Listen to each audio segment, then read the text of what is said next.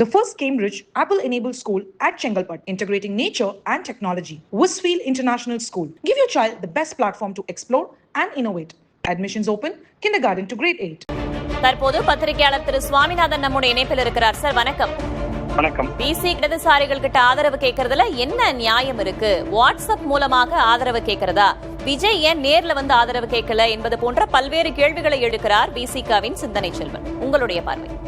நிச்சயமாக விஜய் நேரில் சென்று கேட்டிருக்க வேண்டும். அதுதான் சரியான அணுகுமுறை. ஏன்னா இன்னைக்கு நேற்று இல்ல, 4ஆம் தேதி மாலையே தெரிந்து விட்டது. யாருக்கும் பெரும்பான்மை கிடைக்கவில்லை. தனிப்பெரும் கட்சியாக விஜய் அவர்களுடைய தமிழக வெற்றிக் கழகம் 108 இடங்களை பெற்றிருக்கிறது என்பதும் 4ஆம் தேதியே தெரிந்து விட்டது. கிட்டத்தட்ட நண்பர்களுக்கு மேலே உறுதி செய்யப்பட்டு விட்டது. அன்றே விஜய் அவர்கள் நேரடியாக சென்றிருக்கலாம். கிட்டத்தட்ட சனாதன எதிர்ப்பு அல்லது பாஜக எதிர்ப்பு என்கிற புள்ளியில் இருக்கக்கூடிய திருமாவளவன் அவர்கள், பாஜக எதிர்ப்பில் தீவிரமாக களமாடக்கூடிய மார்க்சிஸ்ட் கம்யூனிஸ்ட், இந்திய கம்யூனிஸ்ட் கட்சிகள், இவர்களை எல்லாம் நேரில் சென்று அணுகியிருக்கலாம். ஏனென்றால் அவர் தேசிய ஜனநாயக கூட்டணியும் இல்லை. அப்படின்னா இந்த தரப்பை தான் அணுகுகிறார் என்றால் அவர்களை நேரடியாக சென்று சந்திப்பதுதான் சரியான அணுகுமுறை. நீண்ட நெடிய அரசியல் அனுபவமும் அவர்களிடம் இருக்கிறது. அந்த அனுபவங்களின் அடிப்படையில அவர்களை நேரில் சென்று சந்திப்பதுதான் முறையான அணுகுமுறை. அதே நேரத்தில் நீங்க கம்யூனிஸ்ட் கட்சிகளை இவர் அனுப்புறதுல சிடிஆர் நிர்மல்குமார் போன்றவர்கள் போறாங்க. அதுவுமே ஒரு பெரிய அவர்களுக்கு ஒரு மன வருத்தத்தை தரக்கூடியதாக இருக்கும். இதே இந்திய கம்யூனிஸ்டுடைய ஆதரவு தேவைப்பட்ட போது ஜெயலலிதா அவர்களே பால நிலத்திற்கே சென்றிருந்தார். அந்த மாதிரிலாம் கடந்த கால அனுபவங்கள் இருக்கிறது. ஆனா விஜய் அவர்கள் தானும் நேரடியாக செல்லாமல் இடதுசாரிகளெல்லாம் அவரே கூட பேசலங்கிறாங்க. பேசியது எல்லாமே நிர்மல்குமார் தாங்கிறாங்க. இதெல்லாம் மனக்கசப்பை உருவாக்குகிறது. அவரை ஆதரிப்பதில் அவர்களுக்கான வழக்கு அல்லது சங்கடத்தையும் உருவாக்குது. விஜய் நேரில் செல்வதுதான் முறையானதாக இருந்திருக்கும். அந்த இடத்தில் சிந்தனை செல்வன் சொல்வது மிகச் சரி என்றுதான் பார்க்கிறேன். இதன் அடிப்படையில விசிகாவோட முடிவுகள் இருக்கும் அப்படின்னு எதிர்பார்க்கலாமா, அல்லது என்ன முடிவை எடுக்க வாய்ப்பு இருக்குன்னு நீங்க நினைக்கிறீங்க? இது அவர் சிந்தனை செல்வன் அவர்கள் சொல்வது கருத்துதான். இது அவருடைய கருத்தாகத்தான் நான் பார்க்கிறேன். விடுதலை சிறுத்தைகள், மார்க்சிஸ்ட் கம்யூனிஸ்ட், இந்திய கம்யூனிஸ்ட் கட்சியை பொறுத்தவரை இன்று மாலையில் முடிவு எடுத்தாலும் கூட அவர்கள் பாஜக எதிர்ப்பு, அவர் பாஜக இல்லாத ஒரு அணியாகத்தான் விஜய் தேர்தலை சந்தித்திருக்கிறார். அவர் போட்டியிட்ட போதும் பாஜக இல்லை. தேர்தலுக்கு பிந்தைய அவருடைய கூட்டணி தேர்தலிலும் பாஜக இல்லை. இதையும் அவர்கள் சிந்திப்பார்கள். ஒருவேளை விடுதலை சிறுத்தைகள் கட்சியோ, இந்திய கம்யூனிஸ்ட் கட்சியோ, மார்க்சிஸ்ட் கம்யூனிஸ்ட் கட்சியோ அதனை கூர்மையாக கவனித்தால் அவர்களுக்கு ஆதரவு நிலைப்பாட்டை எடுக்கலாம். பட் அவர்களுக்கு இன்னொரு சிக்கல் இருக்கிறது. திமுகவோடு நல்ல உறவில் இருக்கிறார்கள். திமுகவால் தான் கடந்த நாடாளுமன்ற தேர்தலில் திருமாவளவன் அவர்களுடைய விடுதலை சிறுத்தைகள் கட்சி அங்கீகரிக்கப்பட்ட அரசியல் கட்சியாக மாறியது. 2 நாடாளுமன்ற பிரதிநிதித்துவம் கிடைத்தது. மார்க்சிஸ்ட் கம்யூனிஸ்ட், இந்திய கம்யூனிஸ்ட் கட்சிகளை பொறுத்தவரை அவர்களுக்கு அகில இந்திய அளவில் இருக்கக்கூடிய எம்பிக்களோடு ஒப்பிட்டால் தமிழ்நாட்டிலிருந்து போறதுனா கிட்டத்தட்ட 2 எம்பிக்கள் போறாங்க. இதையெல்லாம் அவர்கள் யோசிக்கிறாங்க. ஏற்கனவே காங்கிரஸ் போய்விட்டது. அவர்களிடம் துரோகம் என்று திமுகவினுடைய கூட்டத்திலேயே தீர்மானம் போடுறாங்க. அதனால் அவர்கள் திமுகவினுடைய ஆதரவு என்கிற நிலைப்பாட்டில் இருப்பதற்குத்தான் வாய்ப்பு அதிகம் இருக்கிறது.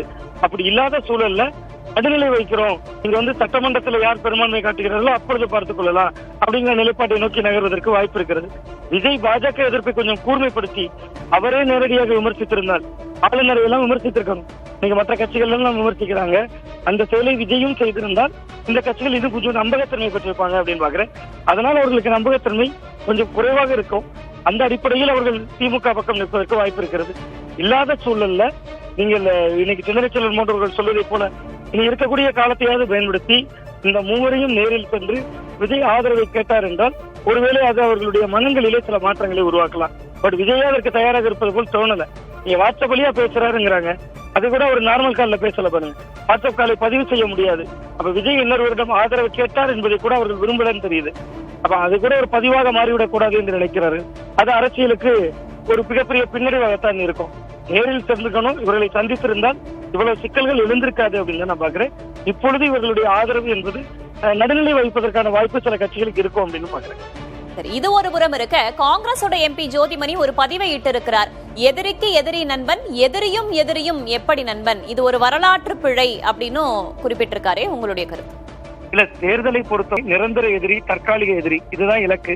நீங்க தேர்தலுக்கு முன்பு கூட்டணி வைத்தால் அது விமர்சனத்துக்கு உட்பட்டது. ஜோதிமணி அவர்கள் சொல்வது சரி. எதிரிக்கு எதிரி நண்பன், எதிரியோட எப்படி நண்பனாக இருக்க முடியுங்கிறது சரி. அது தேர்தலுக்கு முன்பு. இப்ப நீங்க தேர்தலுக்கு பின்பு 2 பேருமே பாதிக்கப்பட்டுட்டாங்களே. திமுகவும் ஆட்சியை இழந்து விட்டது. அதனுடைய முதல்வர் வேட்பாளர் தோல்வியை தழுவுகிறார். அண்ணா திராவிட முன்னேற்ற கழகம் 47 தொகுதிகளோடு 3வது இடத்துக்கு போய்விட்டது. அப்ப நீங்க எதிரிக்கு எதிரி நண்பன் என்பதை விட 2 எதிரிகள், 2 பேருமே எதிரிகள். நீங்க பொது எதிரியாக விஜய் வந்துட்டாரு. அப்ப அவரை எதிர்கொள்ளணும். அதற்கு சில வியூகங்கள் அவசியம்தான். அதுல பொறுத்தவரை வியூகங்கள் தான் நிற்கும். மக்கள் மன்றத்துல இதை மோசமாக பேசுவாங்க, அதுல சந்தேகமே இல்லை. 1,70,00,000 வாக்குகளை விஜய் பெற்றிருக்கிறார். 35% மக்களின் வாக்குகளை பெற்றிருக்கிறார். அதுல எல்லாம் சந்தேகம் இல்ல. மக்கள் மன்றம் விமர்சிப்பாங்க. ஆனா தேர்தல் இப்ப வரலையே. தேர்தலுக்கு இன்னும் 5 ஆண்டுகள் இருக்கிறது. சட்டமன்ற தேர்தலுக்கு, பாராளுமன்ற தேர்தலுக்கு இன்னும் 3 ஆண்டுகள் இருக்கிறது. பாராளுமன்ற தேர்தலுக்கு ஒரு அணியை விஜய் இப்பொழுதே கட்டமைத்து விட்டார். காங்கிரஸ் அந்த அணியில் இருக்கிறது. அப்ப இவர்களுக்கான வாய்ப்புகள் என்பது இப்படி ஏதோ ஒரு முயற்சியை செய்கிற பொழுதுதான் கட்சியை உயிர்ப்பித்துக் கொள்ள முடியுங்கிற இடம் நோக்கி நகர்ந்துருவாங்க. நீங்க மக்கள் மன்றம் ஏற்றும் பெற்றும் என்பதையெல்லாம் தாண்டி கட்சிக்கான சில நடவடிக்கைகளை முன்னெடுக்க வேண்டியது அவசியமாக இருக்கு. அந்த கோணத்திலும் இதை அணுகுவாங்க அரசியல் கட்சிகள் அப்படின்னு தான் பாக்கிறேன். இது ஒரு வரலாற்று பிழை, தமிழ்நாடு ஒருபோதும் ஏற்காது அப்படின்ற கருத்தையும் சேர்த்து பதிவிட்டிருக்காரு. இல்ல, தமிழக மக்களை பொறுத்தவரை இந்த அலைன்ஸை ஏற்க மாட்டாங்க. அது ஏற்க மாட்டாங்கிறது திமுக சேர்ந்ததுனால மட்டுமல்ல. விஜய் 1,70,00,000 ஓட்டு வாங்கியிருக்காரு. இவங்க குறுக்க புகுந்து ஒரு ஆட்சியை பிடித்து விட்டார்களே என்கிற மனநிலையாக இருக்கும். அதனால மக்கள் ஏற்க மாட்டாங்க. அது 1 மாதத்துக்கு 2 மாதத்துக்கு தாக்கம் இருக்கும். அதான் நான் சொன்னேன். தேர்தலுக்கு இன்னும் 3 ஆண்டுகள் இருக்கு. பாராளுமன்ற தேர்தலுக்கு, சட்டமன்ற தேர்தலுக்கு 5 ஆண்டுகள் இருக்கு. இதோட விஜயனுடைய களமாடல் எப்படி இருக்கிறது, திமுக எதிர்கட்சியாக என்ன பிளே பண்ண போது, அல்லது ஆதரவை கொடுத்தால் ஆதரவு நிலைப்பாட்டிலேயே அமைதியா இருக்க போயிருதா, அல்லது உங்களுக்கு நினைவுல இருக்கலாம் 2004 முதல் 2014 வரை இடதுசாரிகள் ஆதரவு கொடுத்திருந்தார்கள் மத்திய மன்மோகன் சிங் அரசுக்கு. ஆனா வெளியிலிருந்து தினமும் ஒரு போராட்டம் பண்ணிக்கிட்டே இருப்பாங்க. அந்த நிலைப்பாட்டை திமுக எடுத்தா எதிர்கட்சி அரசியல வீரியம் பெற்றுவிடும். ஒருவேளை அதிமுக திட்டங்களை நிறைய கொடுத்துருச்சுனாங்க, ஆளுங்கட்சி அரசியலாவும் வீரியம் பெற்றுவாங்க. அது வியூகம் தான்.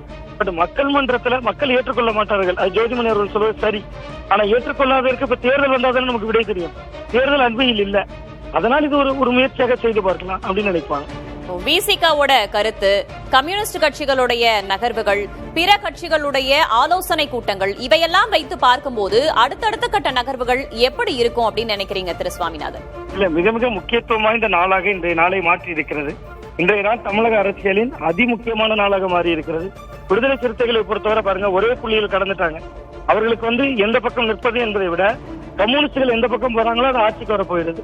அதுதான் அவர்களுடைய பார்வை. அதனாலதான் அவர் சொல்றாரு, மார்க்சிஸ்ட் இந்திய கம்யூனிஸ்ட் கூட்டங்களுக்கு பின்பு நான் ஜூம் வழியா கூட்டம் போட்டுக்கிறோங்கிறாங்க. அவர் கிட்டத்தட்ட விசிகாவினுடைய நிலைப்பாடு என்பது இடதுசாரிகளுடைய நிலைப்பாட்டை ஒட்டியதாக இருக்கும். மார்க்சிஸ்ட் கம்யூனிஸ்ட் கட்சி, இந்திய கம்யூனிஸ்ட் கட்சி, இந்த ரெண்டும் இப்பொழுது என்ன முடிவெடுக்க போகிறது அப்படிங்கறதா கேள்விக்குறி. அவர்களை நிர்மல்குமார் வச்சு டீல் பண்றாங்க. விஜய் நேரடியா பேசலங்கிறாங்க. அப்ப அது அவர்களுக்கு ஒரு நெருடலை தந்திருக்கு. அது ஒரு புள்ளி. இன்னொன்று, விஜயனுடைய பாஜக எதிர்ப்பில் அவர்களுக்கு சில சந்தேகங்கள் இருக்கிறது. அவர் ஏன் வீரியமாக எதிர்க்க மாட்டுகிறார், ஆளுநரை ஏன் கடுமையாக விமர்சிக்க மாட்டார், எல்லா அரசியல் கட்சிகளும் பேசுறாங்களே, ஏன் இவர் ஆளுநரை, ஒவ்வொருவருக்குள்ளும் ஒரு கணக்கு இருக்கும். நீங்க ஒரு உதாரணத்துக்கு கடந்த 5 ஆண்டுகள்ல ஆளுநரை கடுமையாக விமர்சித்த கட்சி திமுக. அவங்க இன்னைக்கு ஆளுநரை விமர்சிக்கலையே. அப்ப அவர்களுக்குள்ள ஒரு கணக்கு இருக்கு. அதே போன்றுதான் இன்னைக்கு மார்க்சிஸ்ட் கம்யூனிஸ்ட், இந்திய கம்யூனிஸ்ட் கட்சிகள் அவர்கள் என்ன முடிவெடுக்கிறார்கள் என்பதை பொறுத்தான் முடிவுகள் அமையும். இவர்களை பொறுத்தவரை அவர்கள் யாராவது ஒருவர் திமுக பக்கமும் ஒருவர் தாவேக பக்கம் கூட நிலைப்பாடு எடுக்கலாம். அப்ப அது யாருக்குமே இல்லாத ஒரு சூழ்நிலை கூட ஏற்படுத்தலாம். இன்னொன்று, இந்திய கம்யூனிஸ்ட் கட்சிகள் எல்லாம் நான் விசாரித்த வரையில திமுகவோடு தொடரலாமா அப்படிங்கறதான் பல பேர்ட்ட கருத்து கேட்கப்பட்டதாகவும் சொல்றாங்க. இது ஒரு பெரிய சிக்கலுக்குள் தான் இருக்கிறது. இதுல விஜய் அவர்கள் ஆட்சி அமைப்பதற்கான வாய்ப்பு, சாத்தியக்கூறுகள் என்பது கொஞ்சம் கொஞ்சம் குறைந்து கொண்டே வருவது போன்ற ஒரு தோற்றம் தருகிறது. சரி, அடுத்தடுத்த கட்ட நகர்வுகள் இவ்வாறாக ஆலோசனை கூட்டங்களாக இந்த பக்கம் சென்று கொண்டிருக்க தமிழக வெற்றி கழகம் அடுத்து என்ன செய்ய போகிறது? உங்களுடைய பார்வை என்ன திரு சுவாமிநாதன்? தமிழக வெற்றி கழகம் இன்றைய நாள் முழுவதையும் கிட்டத்தட்ட ஒரு பரபரப்பாக கவனித்துக் கொண்டிருக்கிறார்கள். கிட்டத்தட்ட 108 சட்டமன்ற உறுப்பினர்கள், விஜய் 2 தொகுதி என்று எடுத்துக்கொண்டால் கூட 107 சட்டமன்ற உறுப்பினர்கள் அவர்கள் வசம் இருக்கிறார்கள். ஒரு உதாரணத்துக்கு சொன்னா உத்தரமேரூர் போன்ற தொகுதிகளில் மாற்றுத்திறனாளியவே நிறுத்தி ஜெயிக்க வைத்திருக்கிறார்கள். எளியவர்களும் இருக்கிறார்கள், வசதியானவர்களும் இருக்கிறார்கள். அவர்களிடம் இப்பொழுது ஒரு ஆட்சியை பிடிக்க வேண்டும் என்கிற இலக்கு தான் இருக்கிறது. அதை தாண்டி அவர்கள் வேறு சிந்திக்கவில்லை அப்படின்னு தான் நான் பாக்குறேன். அதற்கு அவர்கள் சரியான வியூகம் வகுக்கல. நீங்க இவர்களை நேரில் போய் பாக்குறதோ எடுக்கிறதோ, ஒவ்வொருவரும் நம்பிக்கை மட்டும் தெரிவிக்கிறாங்க. நம்பிக்கையோடு இருங்க, அந்த எம்எல்ஏக்களுக்கு சொல்றேன், நம்பிக்கையோடு இருங்க, நம்ம தான் ஆட்சி அமைக்க போறோம், விஜய் தான் முதல்வராக போகிறார், உங்களுக்கு ஏதாவது வேதனையான தருணம் அல்லது சோகமாக இருந்ததுன்னா நீங்க விஜய் அவர்கள் சொன்ன நம்பிக்கை வார்த்தைகளை எடுத்துக்கங்க அப்படின்லாம் ஆலோசனைகள் சொல்லப்படுவதாக தகவல்கள் வருகிறது. பட் அவங்க களத்துல இந்த பாஜக எதிர்ப்புள்ளியில் இருந்த அணிகளை பலவீனமாக இருந்த 2 இடங்கள் பெற்றிருக்கிறாங்க. அவர்களை நேரில் போய் சந்திக்கிறதுல காட்டுகிற மெத்தனம் தான் அவர்களை இதாக வைத்திருக்கிறது.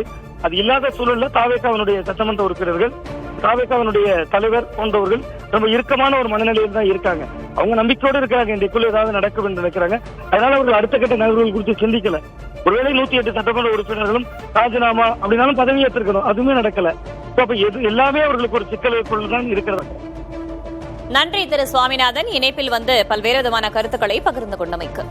The first Cambridge Apple-enabled school at Chengalpat, integrating nature and technology. Westfield International School. Give your child the best platform to explore and innovate. Admissions open, kindergarten to grade 8.